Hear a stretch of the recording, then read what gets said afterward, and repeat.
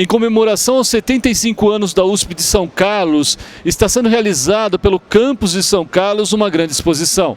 Envolvendo vários departamentos da USP, a exposição de Ciência e Tecnologia tem muita coisa para mostrar. É o que a gente vai apresentar para vocês agora. Vem conosco, vamos passear pelo mundo da ciência. Nesse caso aqui, olha, nós estamos começando as primeiras bancadas sobre ciência. O CDCC traz inúmeros experimentotecas para esses experimentos, onde os usuários do shopping acabam conhecendo um pouquinho mais o que o CDCC produz. São coisas bem simples, mas que têm um fundamento bastante interessante na área da ciência e tecnologia. Isso é muito legal porque a criança aprende brincando, aprende testando, aprende cronometrando e muito mais que isso. Abre a janela da ciência na sua mente. Nesse caso aqui, olha, são vários deles, né, dos experimentos aqui colocados. Várias bancadas como essas acabam apresentando o que tem mais de interessante no campo de várias áreas da ciência. Aqui, olha, tem alguns folhetos, panfletos e principalmente livretos que acabam dizendo sobre a história do DNA e do RNA.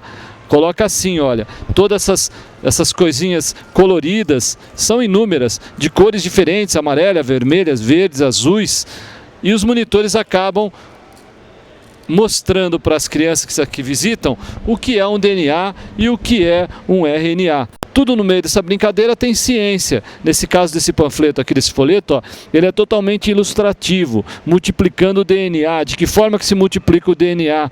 E assim, olha, mostrando como é a multiplicação, a criança sai aqui do livro e vai para a prática, usando, como eu disse, esses pontinhos coloridos, esses, no caso, parecendo Playmobil, essas coisas assim, para poder montar, que são dando suporte para a criatividade, para a inovação e principalmente para o conhecimento. Essa é a área de biotecnologia molecular estrutural que está lá no CDCC.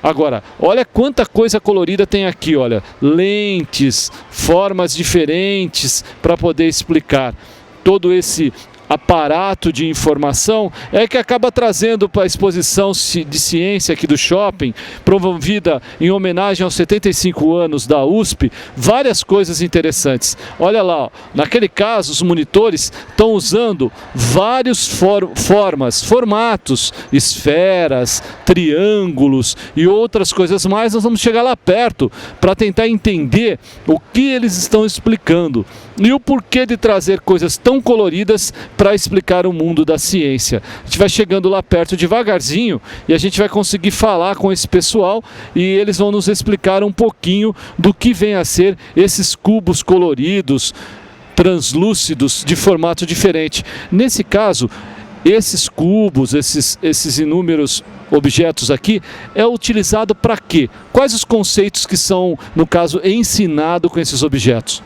A gente usa para auxiliar os alunos no aprendizado, né? E basicamente, a gente tem vários conceitos. Aqui na parte mais da geometria, que a gente aproveita, mas a parte visual que é um pouco difícil para o aluno aprender, né? Então a gente tenta, através de objetos, de materiais, alguns simples, como o EVA, por exemplo, a gente consegue ensinar algumas propriedades geométricas, até visualização da parte de geometria, principalmente, né? Que legal, a geometria posta assim, olha, em cubos como esse aqui, olha que interessante, vermelho, translúcido, diferente, que brilha, e o monitor, no caso aqui o Leonardo Augusto Ferreira, que é o que eu acabei de conversar agora, acaba explicando para os alunos que aqui chegam o que vem a ser todos esses formatos e o porquê de tudo isso. A geometria é muito importante na vida do aluno e na vida daquele que imagina um dia ser engenheiro, arquiteto e tantas áreas correlatas, não?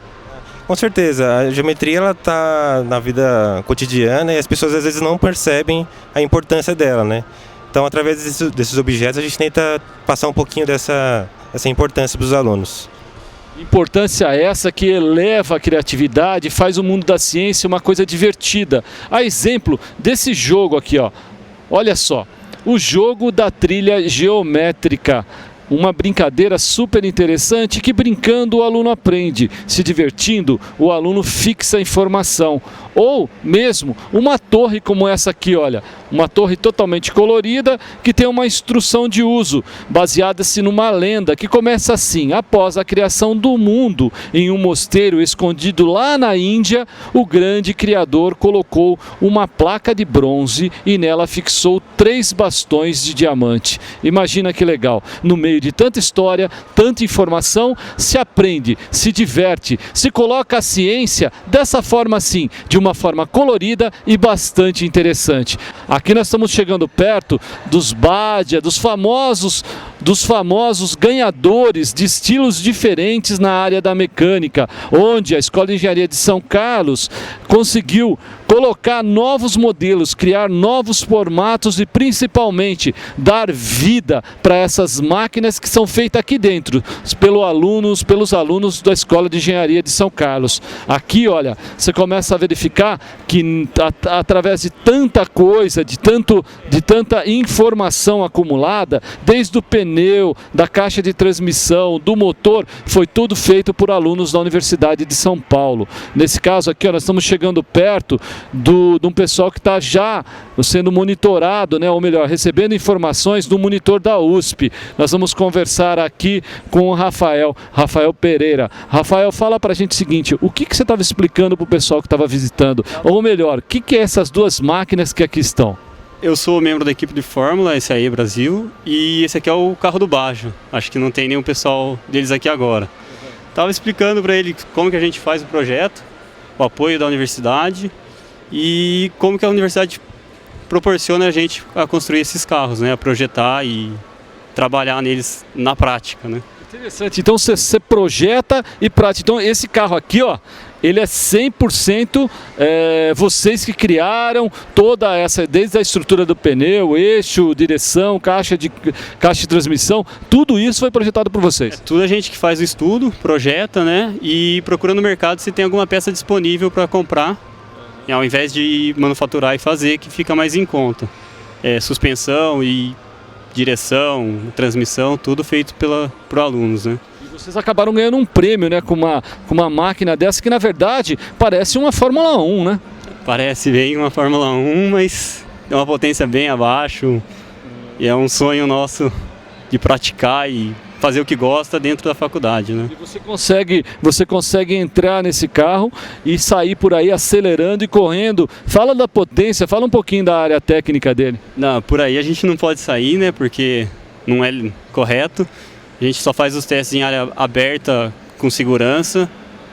O carro tem uma potência alta de arrancada. A velocidade final dele é teoricamente baixa, 130 km por hora. Mas a aceleração ele vai de 0 a 100 em 4 segundos aproximadamente. O que daria para competir com carros esportivos assim com facilidade e provavelmente a gente ganharia.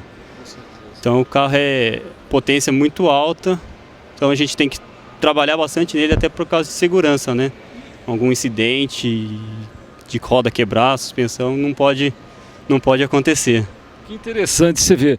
O pessoal, os alunos, no caso da Escola de Engenharia de São Carlos, acaba fazendo o próprio carro. Isso é ciência e tecnologia, viu gente? Mas isso é coisa muito séria, que acaba criando, trazendo os conceitos do que foi planejado para a prática. O professor Tito é que foi e que é a pessoa ideal para falar um pouquinho disso. Por quê? Porque ele pensou, projetou e coordena tudo isso aqui nos 75 anos da USP. Professor Tito, boa tarde, obrigado por estar aqui ouvindo a gente, mas eu gostaria muito que o professor explicasse o que o professor pensou para fazer tanta coisa diferente ao mesmo tempo aqui no shopping. Exato. A exposição, o principal conceito que ela teve foi trazer o que normalmente o cientista é conhecido, os termos que a gente utiliza para caracterizar um pesquisador é livro publicado, artigo publicado, normalmente língua inglesa, que são produções científicas fundamentais para a vida de um pesquisador, porém ela está um pouco longe da comunidade. Aquela comunidade quer chegar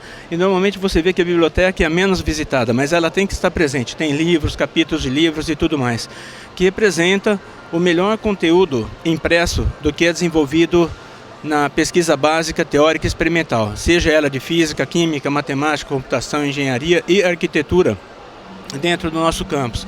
A proposta, então, foi fazer um caminho onde você projeta a biblioteca como pano de fundo, mostrando os equipamentos que são, a princípio, desenvolvidos em laboratórios, normalmente sem um acabamento para que você tenha uma máquina que já seja comercial, porém já nos itens expostos aqui, todos eles foram escolhidos de tal forma que o visitante pudesse entender pelo menos a utilidade.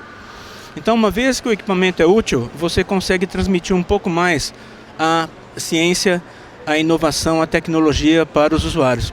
Em termos de equipamentos, nós temos equipamentos que são ainda com o formato usando a pesquisa básica, teórica ou, agora no caso, experimental, ainda básica, para que você possa mostrar para as pessoas que o que existe no laboratório são equipamentos ainda em formato não compactado. Eles normalmente ainda ocupam um espaço grande, não são bonitos, mas que em pouco tempo eles serão equipamentos que são utilizados pela comunidade. E do outro lado da exposição, a gente acaba tendo algum tipo de componente ou de equipamento que já tem esse perfil mais de empresa, das spin-offs, das empresas que saem da universidade e acabam compondo a frente de batalha com os usuários, que seriam os equipamentos que você já pode comprar no comércio, como iluminação pública, segurança pública, diagnóstico e tratamento médico, odontológico e assim por diante. Nós temos dois aspectos importantes nessa biblioteca. São livros e capítulos de livros escritos por membros da nossa comunidade do campus de São Carlos. E aqui a gente tem uma enorme coleção selecionada de revistas nacionais e internacionais, cujas capas representam trabalhos selecionados, realizados, desenvolvidos no nosso campus, independente de unidade. Realmente a exposição ela tem um caráter mais de campus, não identificando a princípio quais são as unidades presentes. Então, é muito importante porque nós temos livros de caráter especificamente científico, mas também nós temos as revistas tradicionais com caráter de divulgação científica, tal como Pesquisa FAPESP, Ciência Hoje e assim por diante, com textos escritos pelos nossos colegas aqui do campus de São Carlos. Imaginem só, todo esse acervo aqui à disposição de quem vem visitar essa linda exposição que ali representa bem, ó, USP, 75 anos, exposição de ciência e tecnologia. São vários institutos envolvidos, centro de pesquisas envolvidos, mas como o professor Tito mesmo disse, isso é geral, isso é USP em todos os sentidos. Por quê? Porque ela está presente em várias cidades aqui no estado de São Paulo. Agora, a gente está conhecendo aqui alguns gráficos de produção científica, também está dentro daquilo que o professor Tito estava acabando de dizer, né? Agora, o que não falta aqui é informação. A gente vai chegar logo ao lado ali, que tem mais um telão sendo apresentado, no caso ali o professor Parisotto, né? Que é um expertise na área de fisioterapia, também está junto aqui nessa grande exposição dos 75 anos. Professor, nesse caso aqui, o que o professor quis apresentar, o que a gente vai poder viajar em que? Nessa outra parte, ou pelo menos nesse outro grupo de pessoas que estão sendo coordenados por você? Nessa sessão da exposição, nós concentramos a parte que está sendo desenvolvida pelo Instituto de Ciências Matemáticas e de Computação, onde aqui predomina o desenvolvimento de softwares para jogos ou para um que é fundamental, que todo mundo usa na sua vida particular, se usa computador, se usa Word, que são aqueles softwares de correção da língua portuguesa ou tradução de uma língua para qualquer outra, ou mesmo resumir dimensões de texto. Você geralmente tem um texto que está enorme, você quer reduzir para 20%. Aqui nós temos a disponibilidade com softwares desenvolvidos no ICMC, Matemática e Computação, dedicados para essa finalidade. Desenvolvidos, muita gente não sabe disso, todo mundo elogia o Bill Gates, mas se esquece que para a correção ortográfica do Word, nós temos nossos colegas aqui do campus de São Carlos fornecendo essa facilidade que é fantástica para a nossa vida normal, para aqueles que gostam de escrever. Que interessante, olha só, o pessoal aqui trabalhando conceitos novos na área da informática, da computação. A USP também trabalha muito esses conceitos. Agora a gente está chegando aqui, ó, no meio do pessoal que trabalha esses conceitos na prática, né? Até bem diferente do que a gente possa imaginar, todos esses conceitos são praticados através da robótica. E o professor Tito vai explicar de novo para a gente o que é esse joguinho que mais parece um campo de futebol, né, Mário? Mas eu acho que deve ter robô chutando chutando bola aí. Ah, sim. Os jovens que estão desenvolvendo esse equipamento, eles precisam de um sistema de televisão que capta a informação dos robôs, que estão com cores muito bem definidas, e essa informação é transmitida para o computador que eles têm ali, que tem todo o controle do jogo, e eles definem uma estratégia. Então, a partir da estratégia desenvolvida pelo software, pelos programas computacionais que eles escrevem, eles podem ter uma estratégia como se fossem os técnicos do time. Isso dentro da computação. Dentro da computação, e esse pessoal aqui pensa muito, né? Agora fala para mim, operar um software desse é fácil, é? Mais ou menos, tem um grauzinho de dificuldade, sim. Mas você consegue? Consigo. E o que se aprende operando um software dessa natureza? Onde é que está o segredo dessa história? Você está operando e ao mesmo tempo aprendendo, criando conceitos novos? Conta aí pra gente. Em verdade, a gente criou o software, a gente criou todo o sistema. Então a gente está criando, aprendendo, utilizando, fazendo todas as coisas ao mesmo tempo, né? E conceitos também, a gente faz parte de um grupo de pesquisa, então a gente coloca conceitos ainda teóricos em prática e tudo mais. Esse é o Marcelo Oliveira da Silva, ele é do Instituto de Ciências Matemáticas e de Computação, mas aqui ao lado tem um outro expertise nessa área que está aí trabalhando, né, professor Tito, e suando a camisa aí para entender. O que vocês estão criando? Robô também consegue jogar futebol, a nossa ideia é criar uma estratégia de jogo para 2 equipes de futebol de robôs, para eles duelarem nesse campo de futebol, né? Usando técnicas de inteligência artificial, juntamente com a parte da mecânica e eletrônica para a construção dos micro-robôs. A gente consegue desenvolver uma estratégia bem bacana para os jogos. Esse conceito aqui, no caso de se trazer isso aqui é um modelo, né, de um avião que também é desenvolvido pela USP. E qual a finalidade disso, professor? Esses aviões são desenvolvidos ainda dentro do espírito da robótica, são aviões autônomos, normalmente são aviões totalmente desenvolvidos no Brasil, são 100% nacionais. Eles têm a função de serem aviões robóticos autônomos para agricultura de precisão, defesa nacional e assim por diante. Na outra esquina dessa exposição nós podemos ver todo o material completo para o controle desse avião. Normalmente ele tem uma autonomia razoável de voo e pode realizar serviços fantásticos para a defesa nacional e para a proteção da floresta amazônica, por exemplo. Esse objeto, todo mundo já ouviu falar na televisão recentemente, é uma célula combustível. Aqui, essa célula combustível ela tem a função de gerar energia elétrica e é uma das mais novas propostas para que a gente possa substituir os combustíveis que criam o efeito estufa, e esse aqui, no caso, nós teríamos uma contribuição excelente para a ecologia mundial, já que é uma forma muito ecológica de se produzir energia elétrica, onde o único rejeito normalmente é água, que deveria sair pelo, entre aspas, escapamento do carro. Exato. O professor Dr. Ernesto Gonçalves está à frente da célula combustível para a conservação eletroquímica de energia, e é bem interessante. Agora, o monitor, à medida que ele pega essas placas aqui, né, no caso é uma placa, tá vendo? Ele acaba explicando o que acontece e uma membrana também, né? Ele acaba explicando um pouquinho desse conceito. Sistema é um sistema de conversão de energia química e energia elétrica. Então, através de uma reação química, ele vai transformar essa energia em energia elétrica. Esse sistema é um módulo que fez para, no caso, ele alimentava uma TV, até como exemplo. Ele era alimentado por 2 gases, hidrogênio e oxigênio. E hoje em dia ele está fora de funcionamento, assim, porque ele tem um tempo de vida. Então ele está aqui agora como uma demonstração, só para o pessoal ver, né? Vamos para lá então, vamos chegar lá perto do professor Dr. Gilberto Querici, que fez do óleo de mamona diversos tipos de próteses. Extraiu o óleo de mamona, olha lá, ó, lá no fundo, ó, o óleo de mamona lá, ó o pozinho lá também como óleo de mamona. Concentrou e virou poderosas próteses e foi aplicada no campo da medicina. Professor, interessante o que o Instituto de Química vem fazendo, hein? Esse é um dos melhores exemplos que a gente tem nessa exposição, onde a pessoa geralmente chega nesse totem e não tem necessidade de explicação científica. Pela qualidade da utilização da proposta que eles têm como materiais que são biocompatíveis, a compreensão é imediata. Então, realmente, muitas pessoas vêm visitar esse totem pela proximidade, pela utilidade pública que a proposta tem. Olha aí, a Universidade de São Paulo, utilidade pública na área de medicina e novas próteses à base de óleo de mamona. Olha aqui, ó, eu chego próximo da máquina, olho os desenhos, olho lá uma webcam, umas luzes direcionadas, aí eu venho o professor Tito de novo. Professor, o que vem a ser isso?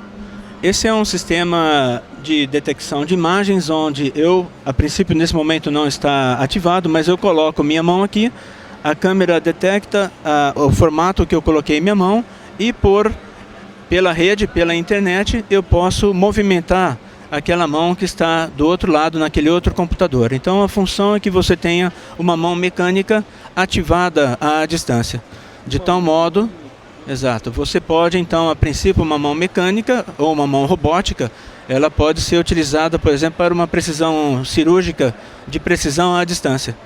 Ou, por exemplo, se você tem que manipular um objeto perigoso, nós podemos substituir nossas próprias mãos por uma mão mecânica que sofreria muito menos as consequências de trabalhar, por exemplo, com urânio enriquecido ou outros materiais perigosos. Que legal, então daqui, olha, do computador, da mão do professor Tito, no caso aqui minha mão, estou tentando colocá-la aqui nessa posição, olha lá minha mão, ó que legal, ó, ela vai captando, vai colocando mais distante para ela poder focar melhor, exato, nesse formato, isso é transferido automaticamente lá para aquela mãozinha lá, Mário, olha lá, ó, a mão começa a se movimentar e se mexer à medida que eu coloco ela lá.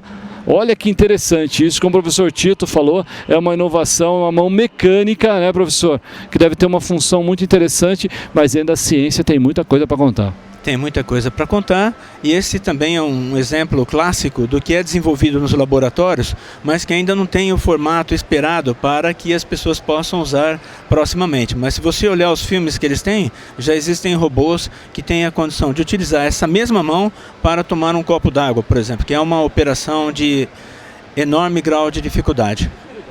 Enorme grau de dificuldade que a USP, a Universidade de São Paulo, nos seus 75 anos, aceita o desafio e rompe. Com dificuldade ou não, a ciência consegue melhorar a vida de qualquer pessoa, né, professor? Sim, tem ajudado muito nesse aspecto e a cada momento tem uma novidade. Esse equipamento, por exemplo, é um equipamento de ressonância magnética, aquele que todo mundo já ouve, que quer, quando precisa, é um exame fundamental para o diagnóstico precoce e preciso de doenças. Normalmente esses equipamentos de ressonância custam muito caro. Nós já tivemos um construído no próprio campus de São Carlos, atendeu a população são-carlense por vários anos no hospital da nossa cidade. Esse aqui é um equipamento também de ressonância magnética nuclear com outra finalidade e é totalmente feito nos nossos laboratórios. O ímã, normalmente, para fazer ressonância magnética de corpo inteiro, ele é enorme, normalmente ocuparia um espaço enorme dessa exposição, porém esse ele é pequenininho porque ele tem outras aplicações. Ele foi feito para o estudo de materiais porosos. E um dos materiais porosos mais interessantes, eu posso mostrar aqui, são os ossos. Uma vez que eu consigo estudar com facilidade ossos, se eu sei a porosidade deles e distingo o tamanho do poro que define a estrutura do osso, eu posso ter uma ferramenta fundamental para a determinação da osteoporose. Olha só que interessante, olha, a ciência, professor Tito, para quem não conhece, ele é um cientista, tá? Um pesquisador, uma pessoa comprometida com o ramo da ciência e ele também, lógico, é coordenador de estudo que a gente está mostrando para vocês, mas ele pensa muito nessa área em questão que ele está acabando de explicar, a ressonância magnética. Você imagina se você pudesse detectar que você tem um problema de osteoporose antes de dar aqueles problemas de quebradura, de tantas outras coisas que acontecem com pessoas que sofrem por causa dessa doença, e o professor, já pensando nisso com a sua equipe, conseguiu realizar um equipamento preciso como esse aqui, reconhecido internacionalmente, e acaba trabalhando soluções para a sociedade. Olha o que é ciência, gente. Olha, professor, é coisa assim, muito interessante, digna de muito elogio, hein? Sim, mas ainda ele tem um aspecto muito mais interessante, que é o fato de que eu posso substituir esse ímã, que é muito grande, eu não posso colocar minha perna aqui dentro. Ele ainda foi feito não só para finalizar de estudar ossos, mas também eu posso estudar rochas petrolíferas, que são meios porosos, e eu tenho que saber se esse meio poroso ele permite a extração com facilidade ou dificuldade do óleo. Então, se eu determino também a porosidade e outras características de um meio poroso geral qualquer, eu determino informações fundamentais para os ossos. Mas tem um aspecto interessante, que eu não preciso na realidade usar um ímã tão grande como esse. Eu posso fazer um ímã pequenininho, do tamanho de um maço de cigarro, ok? E eu coloco um sensor em cima dele, e esse equipamento vai se transformar num mouse. Ou seja, eu teria o ímã que eu preciso para o experimento e o sensor na superfície desse ímã.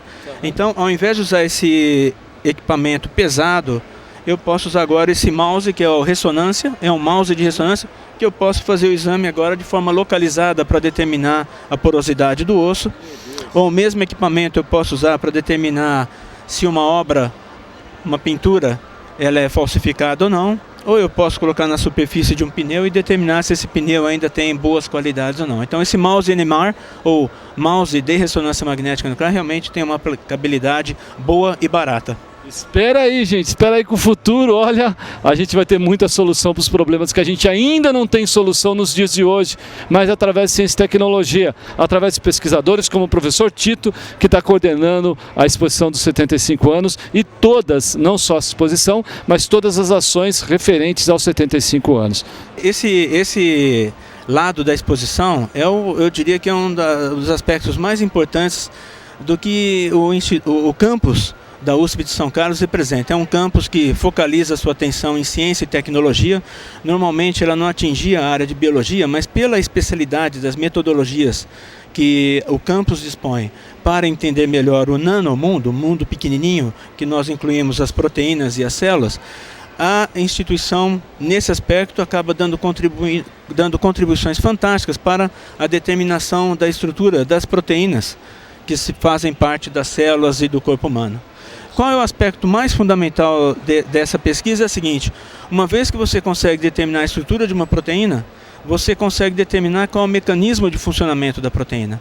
Em particular, se essa proteína ela é uma proteína de um parasita, de alguma bactéria, por exemplo, que produz uma doença, por exemplo, as doenças tropicais do terceiro mundo, que são negligenciadas pela maioria das indústrias farmacêuticas mundiais, é de fundamental importância determinar a estrutura da proteína e desenvolver o fármaco necessário para você desativar essa proteína e evitar essas epidemias que nós temos de leishmaniose, doença de Chagas, esquistossomose, a febre amarela e assim por diante. Então, essa é uma pesquisa fantástica que mostra que o que sai dos livros pode chegar na determinação da estrutura de uma proteína, e uma combinação interdisciplinar de especialistas em biologia, física, química, engenharia ou os novos estudantes das nossas unidades que aprendem todos esses conhecimentos simultaneamente podem estar aí propondo medicamentos muito mais adequados para a nossa população.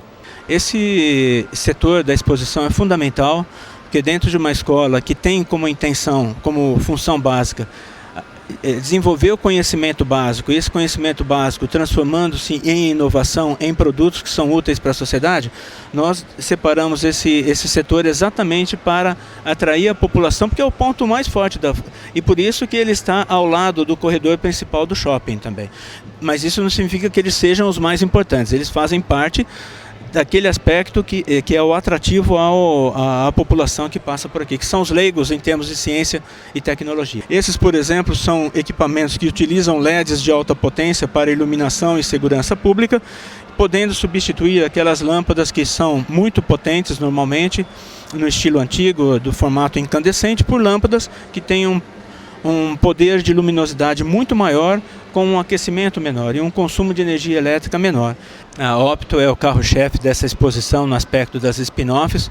Hoje é uma empresa de fama mundial, com uma lista de produtos muito variada, e aqui em particular nós estamos só expondo praticamente poucos equipamentos, que é um microscópio de uso geral e aqui um sistema desenvolvido para a captura de imagens de fundo de olho que são fundamentais para o diagnóstico na área de oftalmologia. Dentro dessa exposição, a gente acabou não comentando, mas nós temos o Centro de Divulgação Científica Cultural, que ele tem a função de trazer a ciência e a tecnologia em uma forma mais didática, para que a população possa, pelo menos a população de São Carlos, que é privilegiada com essa situação, porque ela realmente, se a população aproveita dessa facilidade, ela está em condição de aumentar o seu conhecimento científico e, conhecendo cientificamente melhor